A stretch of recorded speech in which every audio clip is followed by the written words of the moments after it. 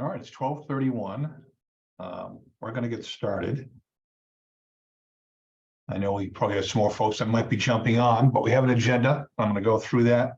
Introductions and icebreaker. I don't have an icebreaker, and we don't have any ice left because it's so warm outside. So we're just going to do introductions. I think we're familiar with everybody. Lori Brown, if you just want to introduce yourself, I don't think I'm familiar with you. Sure. Whoops. Sure. Hi, I'm Lori Brown, and I am in human resources at Mascoma Bank. Okay. All right. I think everybody else knows everybody else. Are you familiar with everybody else, Lori, that's on the screen there?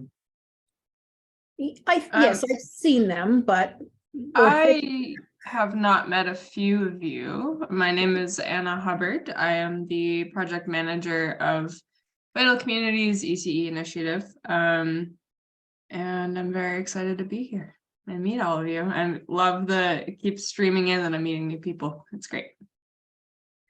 All right. I'll jump in. Faye Grierson, Alice Tech Day, and I'm in employee support position. Damien? I'm Damian DiNicola. I'm the chair of the Green Mountain Economic Development Corporation. I'm on the board of Vital Communities, and I'm also part of a child care development group in Randolph, as well as their economic development commission. All right. So update and progress on New Hampshire legislation. We have Senate Bill 221. Which allow for property tax exemption for child care facilities. That has not been scheduled yet. It is likely to be scheduled the first full week of March when I return from vacation. Senator Prentice is sponsoring that bill for us. We had a strategy meeting on that last week with some key stakeholders, so we're moving that project along. And there are a number of task items other people were working on in terms of lining up speakers, so that we cover all of the sectors you want to cover, and we'll make that legislative case in front of the Senate, which will be election and municipal committee, election law and municipal affairs committee. Senator Gray is the chairperson of that. And like I said, that should be the first full week of March, because crossover is the 16th of March, so they have to get it done before that. So this is the latest update. Unless somebody has any questions about that bill, there's the whole number of other child care bills that have been submitted by Senator Whitley and several other sponsors that are going through the legislative process right now in the Senate. And there are some also in the House, not as many though. Any questions about the legislative piece? All right, update for the EC provider, Lebanon Architect Design Work. So I just left a meeting, the first kickoff meeting with the architect, which is Place Work out of Portsmouth. And the selected provider was the Boys and Girls Club of Central New Hampshire. Chris Eman is the director there. And the rest of the project team, we just met over at the airport and talked about the timeline. So basically the timeline is between now and the middle of October is when we expect to have the conceptual design put together, as well as have our community conversations and have our total project costs, with the goal of submitting for grant applications, community development block grant, presumably in the January round. And there are also tax credits, state tax credits we'll be looking for. We're also looking at federal tax credits under the IRA program or the energy components of that project, as well as a direct congressional appropriation. We'll be applying for one of those. And then there's going to be a whole lot of fundraising that goes on with Boys and Girls Club. They just raised $5 million for their facility in Concord that they're building. So they're really good at that capital campaign work, which will be necessary for this project as well. So that meeting went very well. It was an hour-and-a-half meeting. We did a site visit for the location where the facility is going to be built. So everything is on track there.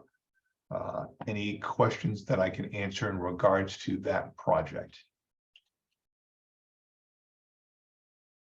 All right, moving on. Update for Amy Brooks, progress on workforce pipeline. I know Amy's not feeling all that well. If you want to pass on that, or no, Joanne's the one who's not feeling well. oh, okay, I misread that then. But that's okay. We are at, I believe 14 in our program right now. First group is on week 5, and they have been fingerprinted, and hopefully will have their fingerprints back in the next couple of weeks. Fingerprinting process, Sean, was amazing. Katie said that, you know, it's really not a big effort anymore. And the first group is actually quite experienced in the work, not necessarily in the field, but in the workforce. And we predict that they will be in a sub pool within, we're training, we're setting up directors trainings right now. So we're getting close, maybe within 4 weeks. Still working on the process for getting a modular unit to add space, because we are definitely crammed for space. And we don't want to cram, we don't want to like be on top of the CCUV staff. So we just need to work on a scale model of the parking lot. And then I was going to ask you, Sean, do we need to like get the specs of the building and give it to the building inspector ahead of time, or what's the best process to make sure that all goes through? It's a good idea to get to them as early as possible, and that way, if anything pops up, they can provide you some feedback on that. All right, so that's what we're trying to do, is figure out what they have in stock that they can give us, and then we'll be sending that to, I'll be in touch on to get that contact person and get kind of that pre-clearance. And let's see.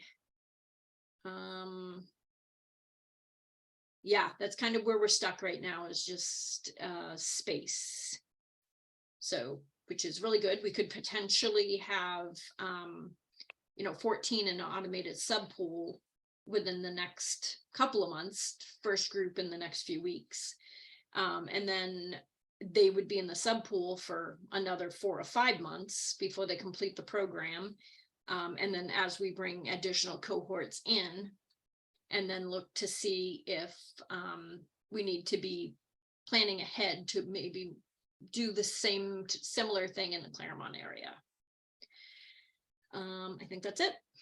Any questions about that?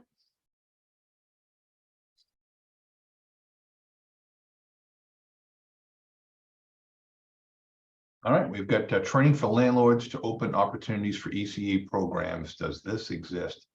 Not sure where this agenda item came from. Amy, you familiar with that at all?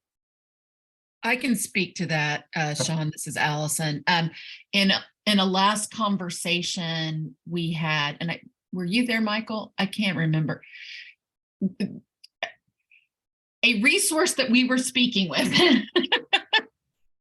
that I know at least Joanne and I were there for. And so I'm trying to put it all together in my head, but I'm not sure exactly where this popped up. But it was around the idea of business supports for home-based centers.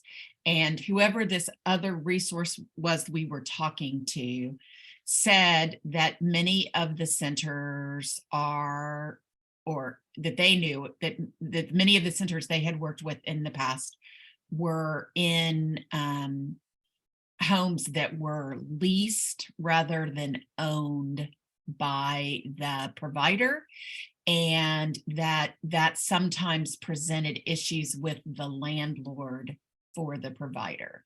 So that the idea was there anybody who could provide training to the landlords to make them more open to housing a home-based provider in that location. And Michael, you're nodding your head now like you're remembering this conversation. I think it really was with a conversation with you, me, and Joanne. Is that right? Yes, and just to clarify, it wasn't that we were working with providers who was saying that. I was saying that I had recently been on a conversation with family-based providers that's happening here in Massachusetts and building the capacity for home-based providers. And this was an issue that has been coming up. How do you prepare landlords to sort of allow for these kinds of programs to operate in their properties? So that came up as a challenge. Thank you. So that, I think that's where Joanne sort of said, is there a local resource? I don't know that we identified, as Michael's just saying, I don't know that we identified that this was a particularly mission critical item for the Upper Valley right now, but that it could be sort of in our long-term planning, I think is really kind of why she added it to the agenda. And I think it's this idea of, can we continue, are there organizations that provide business supports as opposed to programmatic supports or other kinds of things? So I think I remember similar conversations in Jen Legier's work that she did for that bill for the Family Childcare or Micro Center bill, and that because I talked to her a few times, and some of them, it was landlords, zoning, zoning boards of small towns, and like planning boards and things like that, that really didn't have any way of understanding what was covered in licensing and that type of thing, and get sort of doing like one-page cheat sheets is something that came up. And I think that kind of came second to see if the legislation went through, and then if it did, kind of bring that into the picture after the fact. So maybe we could just keep this on a parking lot board of possible resources to be developed, but I didn't hear any urgency that maybe it shouldn't, I don't know that it should go to the top of the list. I think it could be much better informed if we were hearing from a lot of the folks, the providers themselves, or even kind of went on a listening tour with landlords to find out what their questions and issues were, because I don't even know how I would start with asking a business support provider to try to put that together. I don't know. I look to you, Amy, as the provider network. If you feel like this is a resource that would be really valuable to providers or potential providers, then I think we should see if we could find somebody that would do it. But if not, I think if we didn't lose track of it, because I think that's part of our job, is to just not lose track of the things that might be of help. And I would just add, Allison, this is Julie McConnell with Early Learning New Hampshire, that it's a really good example, I think, of as we think about how fragmented the childcare system is itself, and we think about building out these additional supports or collaborations or coordination, figuring out some of that mapping you had done.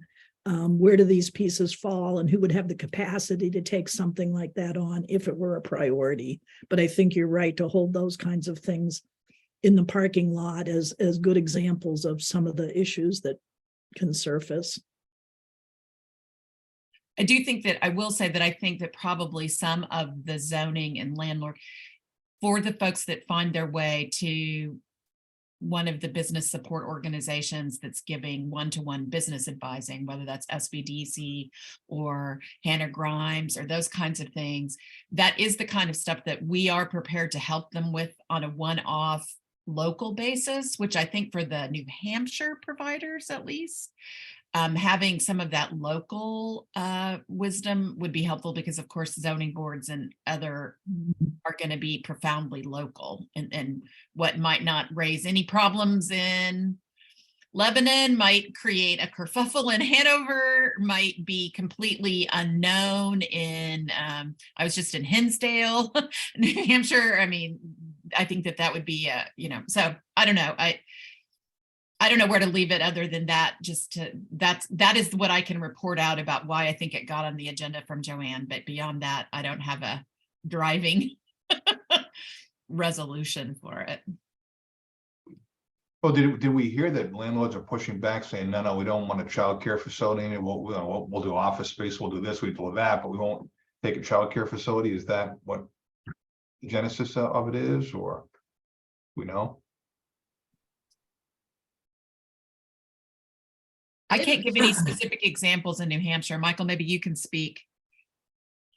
Yeah, I can't really speak on this. I was just relaying something I had heard at a meeting, and it's not about commercial space. It's about home-based providers. So these are providers that are in homes, right? And sort of working with landlords where the tenant wants to open a home-based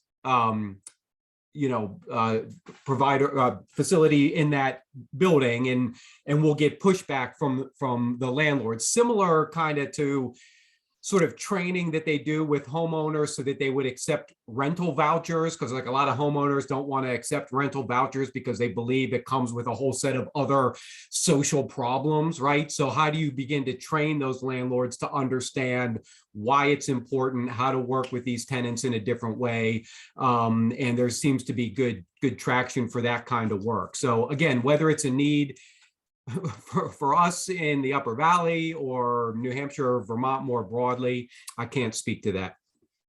I can jump in from an ex being, in a property management company, that it is standard in all of the leases that Twin Pines does that there are no home-based businesses, especially that are a lot, increased traffic or something. And there's a number of reasons, and their financing is so specific to state and federal money that it may be more limited than a private landlord's, but that is almost, it would almost guaranteed be a lease violation for many people currently, and it does limit some options. And I don't know if it's different between apartments and renting entire houses and so on, but I can imagine that being a pretty straightforward and common problem.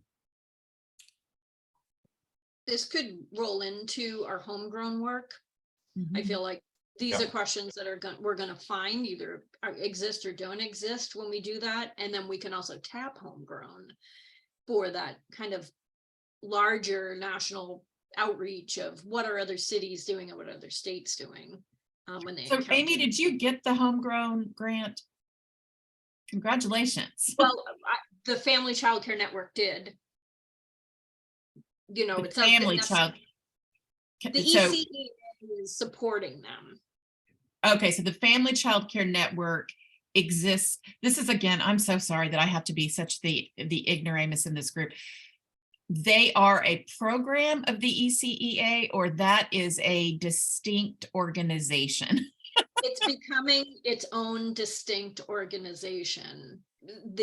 We've discovered that family childcare and center-based childcare are not apples and apples. Right. And our board would, really represents and has this mindset of center-based childcare, and we're willing to share in any way. But this is an organic kind of project, and we want to see them self-govern and that they want it as well. So actually the grant is to develop strategic plan for that group to explore self-governing, with the ECEA facilitating and supporting, and of course in cooperation with with the municipality, with Sean and the city of Lebanon. So Okay, and so who is the fiduciary?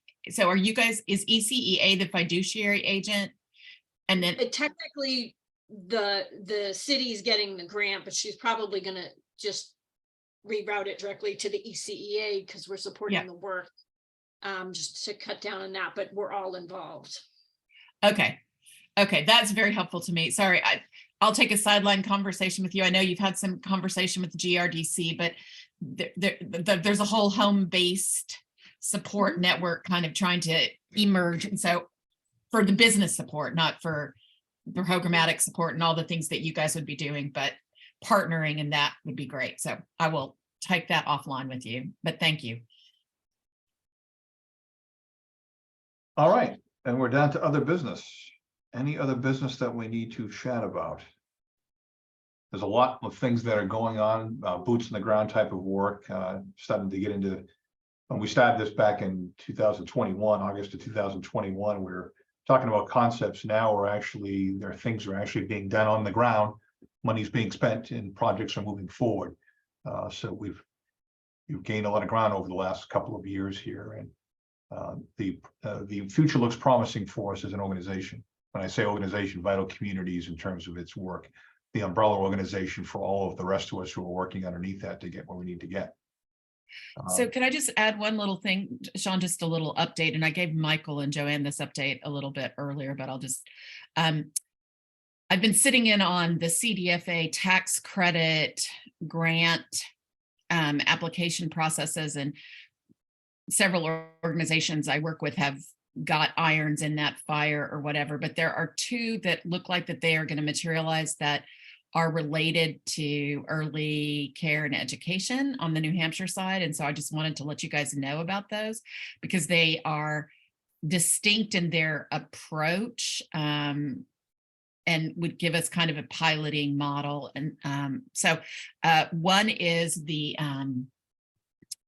I think, and again, don't quote me, this was like sort of informational sessions. And so whether or not these actually get applied for, I don't know, but if you guys will recall when Molly White came to speak to us and present to us about the model that the COAS network had for its work, one of the things it was trying to fund was the Quality Improvement Fund that would enable them to encourage centers to make improvements, and then that would release for them a set of monies that would enable them to pay their workforce at a higher wage. And Errol, who is the staff person for that provider network, was on the call and asking about seeding that fund with a tax credit grant. And there seemed to be some interest. And so they were going to be following up, et cetera, et cetera. So that's one model that is different from what we are pursuing here, and it would be interesting to see how they pilot it, and whether if it's awarded, how they pilot it, whether or not that's an interesting model for us to explore. And then the second model is the one that I reported about, that Cheshire County, there was a lot of confusion, but Cheshire County had a concept for and was underway, but did not have the full funding for. So they are also going in for a grant that would be focused on home-based care, that would wrap around capital grants so that you could make improvements to your property to allow for expansion in home-based care environments. It would also support progressing toward licensing and allowing for some expansion in those. So those are two programs that I think are going to get traction, perhaps. I mean, how the tax credit grants fall out from the CDFA and all that, but there does seem to be a lot of interest in trying some models for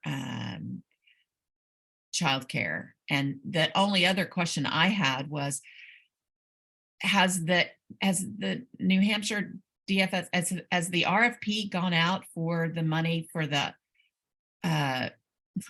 child care set aside money from ARPA, or no, it's still just sitting there? DHHS was on the child care community call last week, Uh-huh. and their update on that was that there have been delays internally within DHHS, but I think Deb Nelson said by the end of the month, they're hoping to get those out. Wow. That's been Okay. a long time. That's a super long time coming, right? And then I think both ECEA and Early Learning New Hampshire, among some other organizations, are poised to perhaps apply for that funding if and when it becomes clear that you guys have the programs that they're looking to Right, fund. depending on what it looks like. Right. DHHS has provided some broad categories, but we don't know. It depends on those details. And the time frame will be challenging. Because what they'll, even though they've delayed it for 2 years, they'll expect you guys to have it back in like 25 Exactly. days or something. Right. We went from the state of emergency, and everything had to go back into like the regular process. There was just became like a jam. Yeah. Legal, I expect, and all of that to just get the out the other end, and now they have to distribute it. So now there's this whole other. Yeah. Was that your recollection, Amy, that it was the end of the month? That's what she said, but I've heard, like, I'm so jaded, I'm like, oh, whatever, like, I don't even, we've been ready for it since November. We've been like, we've been ready. So I'm just, when it comes out, yeah. I have a couple requests and then a question. And this is everybody, Sean, I don't know if you have any connections to, for the parking lot, for someone to draw that out. I was trying to think if I had any connections at Blacktop. That was a very long time ago. So I called a contractor friend to see if he knew anyone at Blacktop that might be able to, they must have like a computer program that can just pop that out, put the dimensions in, it pops it out. Yes, I mean, you could do something as simple as Smart Draw. Smart Draw. It's just Okay. it's just a computer program, and there's different price Canvas. There's others that you can do that with, and they'll build them to scale. I mean, Okay. they're just a software program. I mean, I have it on my. Canva does it. You can do it on Canva? Yeah. All right, I have a Canva master. I'm sure she can figure it out. Okay. I do it on Smart Draw. I just draw them out, and Okay. But according to the specs, 18 feet by 9 or whatever. Okay. And then the other thing is we suspected, but we weren't sure, we're needing computers. So people are coming with tablets and phones trying to do their trainings. Mhm. Faye's like, yeah, that's what they do. I thought people had computers, but many people don't. They just have a phone. Mhm. So we're in need of about 10 computers if anyone becomes aware of an opportunity. but when and how long? Well, for the program, like they would be on site at the program. They wouldn't be taken home. Preferably laptops, just because we can move them out of the way. The space we're in right now is kind of tight. How many, you need 10 laptops that are internet ready? I mean, what do they have to be able to do with them, Amy? Basically access the internet and probably do some word processing. Okay, because I'm wondering about what are those little Google things that schools use now? Because Chromebook. Chromebooks you're talking about? Chromebooks, yes. Chromebooks are very cheap. And I think that like Staples and some people like that had donation programs for educational organizations around Chromebooks. And so I'm wondering if what you could do is, and I'm just also thinking River Valley had a set of Chromebooks that they couldn't use because the state won't support Chromebooks. They will only support Microsoft products. So I don't know if those are still sitting there. You could contact Sarah Hebert, who is the librarian at River Valley, and I think would have those, and they might be willing to just check them out. Yep. To your students, because they're public library resources, and they check them out. The only other thing I can think about is, are these all New Hampshire people, or are they New Hampshire and Vermont people? Both. Okay. Because several of the libraries have these resources that you can Right. check out for a limited period of time. And I'm wondering if like the state library or somebody would give you an extended loan for 10 that they could kind of wrangle from various if between the Vermont library and the New Hampshire library, if they could wrangle some for a free loan.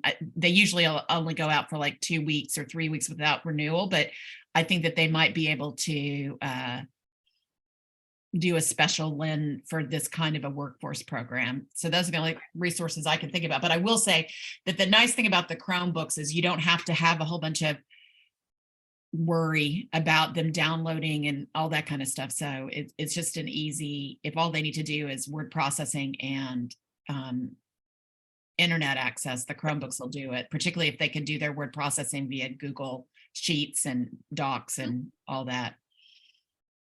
Yeah, we can teach them how to do that, but it's really hard to create I don't even know if you can create a document on, well, I suppose you can on your phone, but it's just. You can, but it's very, I mean, this is one of the things we encounter with all of our micro entrepreneurs too, is everybody's doing their whole lives on their phone. And it's like, there is a reason. Like, You didn't know that. QuickBooks on your phone is kind of sketchy. And, you know, even though you can sell your products and it's just like, yeah. Okay. And then the last piece, Allison, and maybe Julie, the apprenticeship New Hampshire. So what are you asking? So apprenticeship New Hampshire, I'm confused. I went to the training and I'm still confused about what it is. If you have to have like the Chamber of Commerce or a group to support you, like Vital Communities or something, to partner with us in order to get access to funds. I'm not even sure, and I'm confused. Right. So if you want to set up an apprenticeship program, is that what you're wanting to do? I don't know. It's called this grant program called Apprenticeship New Hampshire. Yeah. And that is a grant for an employer to set up an apprenticeship program within their organization. And what that basically does is support the operation of that program within your organization. The one that I think might be of interest to you, that might give you a model to work with, is I think Southwest or Southeast CAP. There is one of the CAP organizations that runs an apprenticeship in childcare. And so that to me would be, but it's on, you know, it's in the other part of the state. It's like, I don't know. We're actually looking to align our workforce model with the apprenticeship dollars to see if that's another resource to keep. So one of the things that I know is that they give priority, like there are categories of apprenticeship. And when I last looked, because I was trying to get a pre-apprenticeship program going for you, I was trying to find the ways around that. And early care and education was not one of the supported tracks. It is now. It was in it was on the Zoom call. Okay. Someone specifically asked and they said yes. Okay. So let me see if I can find that organization that has it in the western part of in the eastern part of the state, and see and connect you with them, because I think that they would be the ones that can march you through how to set up a program that is apprenticeship, where that you will have to partner with there has to be credit bearing. Anyway, there are a lot of hoops to jump through, because these are DOL structured programs and that kind of thing. But yes, I will at least see if I can get you somebody to talk to, Amy, that might give you a direction to go. Julie, you look like you knew. Were you nodding your head that you knew the organization I was talking about? You're more knowledgeable than I am on those details, so thank you. Okay. It's good to know though, but I didn't know about the CAP model, and that would be really interesting to see what they're doing.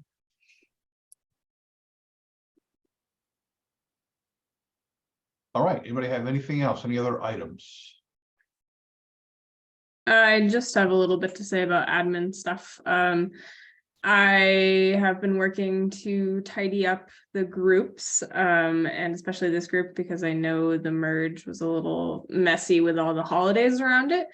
And so I sent out an email, and I believe all of you got back, so thank you, about your involvement in the group so far. And I'm waiting on a list of people for that. And then I'm going to actually get rid of this group and make a whole new one. So you will all be getting some sort of notification about that. You've been added to the new group sometime soon. And that's just so that we don't have these Zoom link and agenda viewing issues anymore. They can be behind us. So just something to look out for. Will you be canceling the other calendar invites? Because I've got like 3 of them. Yeah, there are 3, and yes, that this will solve everything. There'll just be one, and it will be simple and easy. So yes. Oh, promises, Anna. We've heard that before. For real, my foot is down.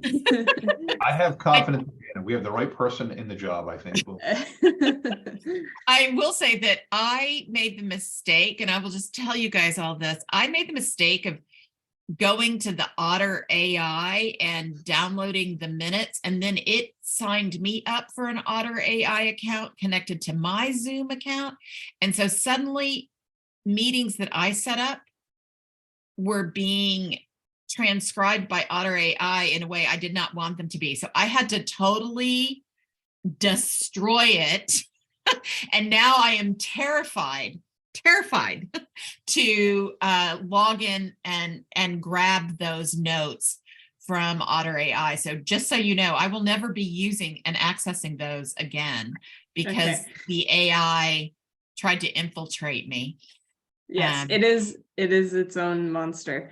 Yeah. If you need anything from it, just shoot me an email and I can go in and grab some things in an easy to deal with format for you. That's okay. I thought I was being like so self-sufficient, Anna, and like looking at the minutes myself. And Amy, I just put it in the chat window. It's Southern New Hampshire Services, and that goes directly to their program. And that's the traditional, like, you have to be employed. We have a different model. So I'm trying to find something that fits our model. Okay, so I will just tell you now, Apprenticeship New Hampshire, if that doesn't fit your model, Apprenticeship New Hampshire will not fit your model because this is compliant with all the DOL regs, and the grants that come through Apprenticeship New Hampshire are DOL monies. So they have no bendability. There is no flexibility for them. They are strictly administering those funds. All right. Anybody have anything else? And our next meeting is when, Anna? 27th, right? Yes. Yeah, the 27th. And yeah. I will not be there. I'll be on vacation. So Amy, I'm sure, can run things quite fine with Joanne. All right. Have a good day, folks. Bye, you guys. Bye.